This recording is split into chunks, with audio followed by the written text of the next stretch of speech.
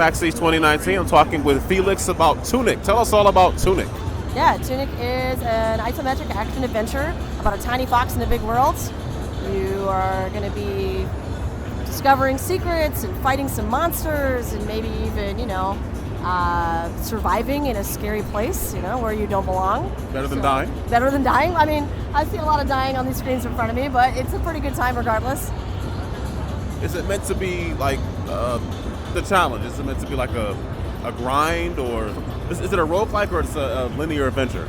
No, it's an adventure, so it's pretty open. It's definitely not a roguelike. I would say it's got a little bit of Zelda 1 in it. It's got a little Dark Souls in it. It's pretty challenging. So you're going to want to take your time. You want to assess the situation around you and plan your attacks, because you're very small and everything else is very big. So it's a lot of strategy. So this is all about the tunic that you're wearing, or you're trying to acquire a tunic? Who was wearing the tunic? Neither of those things. We haven't revealed more about the name yet, but you do have a tunic on. You do have one on. I do see a tunic. Yeah. But it's a nice looking tunic. Thank you. Yeah. He's very cute. The little foxes. It is a cute character. They're very cute. So, but yeah, no, it's neither of those things. The tunic is incidental. Okay, and you said you haven't really released a lot of details about the sort of the story that's forthcoming. Yeah, we haven't really talked too much about the story or the lore or the place you're in. Right now it's still a mystery, and we're hoping to keep that way until we're ready to show more. Okay, and you mentioned Legend of Zelda, so I'm assuming you'll be acquiring different abilities and things to let you traverse the area, open up new areas, things like that?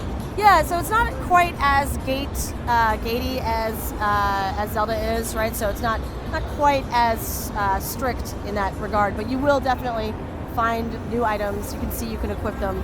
And that will open up things to you as you go forward. Yeah, it'll make it a little easier to be in certain areas and take on certain monsters.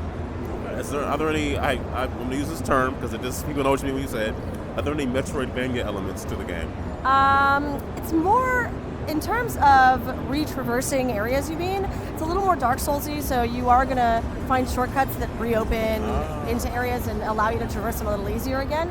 But it's less Metroidvania than that for sure. Yeah.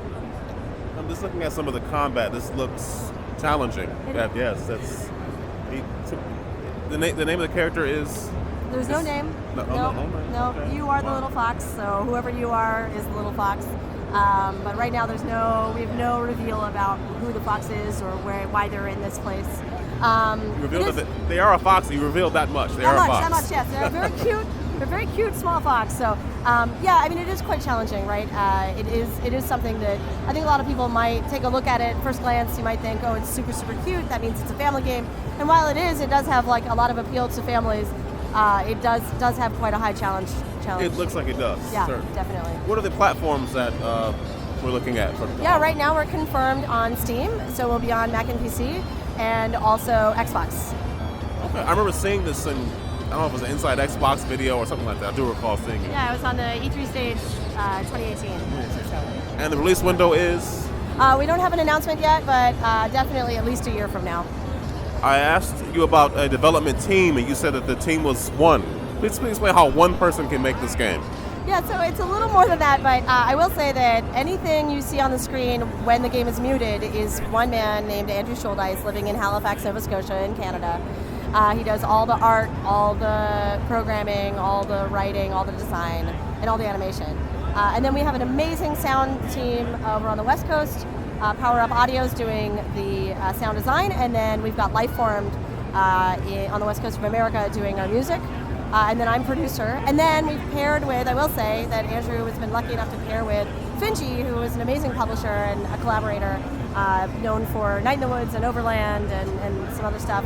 And they've helped us a lot with stuff like this, coming to shows. They've done a lot of our business stuff and help with design as well. So this game was made by one person for a very long time, and now he's found some incredible collaborators, and I'm really proud of that. So is he relieved that he found other people to help him? I would say so, yeah. I can't speak for him directly, but I would think so, yeah.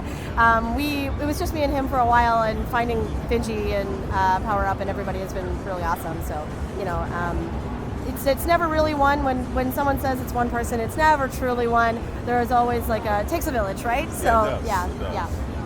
Thank you. Yeah.